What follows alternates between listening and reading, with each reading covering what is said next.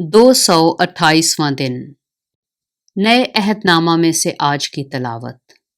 कुरंथियों के नाम पौलुस रसूल का पहला खत, उसका 10वां बाब 14वीं आयत से लेकर 11वें बाब की पहली आयत तक।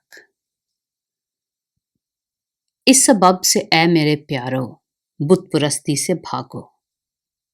मैं अक्लमंद जानकर तुमसे कलाम करता हूं। जो मैं कहता हूं तुम आप उसे परखो। वो बरकत का प्याला जिस पर हम बरकत चाहते हैं, क्या मसीह के खून की शराकत नहीं? वो रोटी जिसे हम तोड़ते हैं, क्या मसीह के बदन की शराकत नहीं?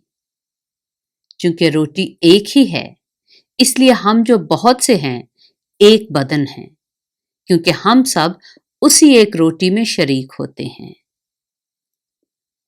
जो जिस्म के एतबार से इस्राएली हैं उन पर नजर करो।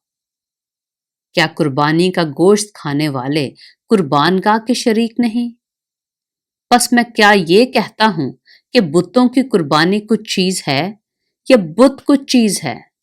नहीं, बल्कि ये कहता हूं कि जो कुर्बानी गैर कौमें करती हैं, शयातीन के लिए कुर्बानी करती हैं, ना कि खुदा के लिए।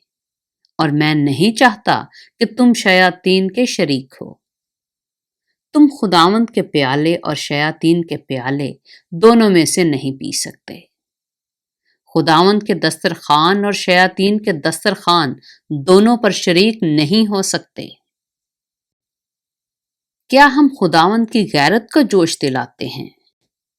क्या हम उससे जोर आवर हैं? सब चीजें रवा तो हैं, मगर सब चीजें मुफीद नहीं। सब चीजें रवा तो हैं, मगर सब चीजें तरक्की का बायस नहीं। कोई अपनी बेहतरी ना ढूंढे, बल्कि दूसरे की।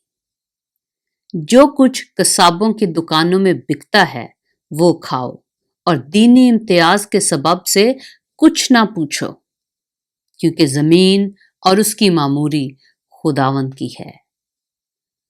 अगर बेईमानों में से कोई तुम्हारी दावत करे और तुम जाने पर राजी हो, तो जो कुछ तुम्हारे आगे रखा जाए उसे खाओ, और दीनी इम्तियाज के सबब से कुछ ना पूछो। लेकिन अगर कोई तुमसे कहे कि यह कुर्बानी का गोश्त है, तो उसके सबब से जिसने तुम्हें जिताया और दीनी इम्तियाज के सबब से ना खाओ। दीनी इम्तियाज से मेरा मतलब तेरा इम्तियाज नहीं, बल्कि उस दूसरे का। भला मेरी आजादी दूसरे शख्स के इम्तियाज से क्यों परखी जाए? अगर मैं शुक्र करके खाता हूं, तो जिस चीज पर शुक्र करता हूं उसके सबब से किस लिए बदनाम किया जाता हूं? बस तुम खाओ या पियो या जो कुछ करो, सब खुदा के जलाल के लिए करो। तुम ना यहूदियों के लिए ठोकर का बायस बनो, ना यूनानियों के लिए, ना खुदा की कलीसिया के लिए। चुनाचे मैं भी सब बातों में सबको खुश करता हूं, और अपना नहीं बल्कि बहुतों का फायदा ढूंढता हूं, ताकि वो निजात पाएं। कुरंथियों के नाम पौलुस रसूल का पहला खत, उसका 11वां बाब।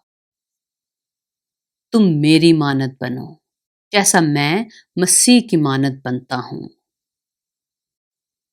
पाक कलाम के पढ़े और सुने जाने पर खुदावंद की बरकत हो।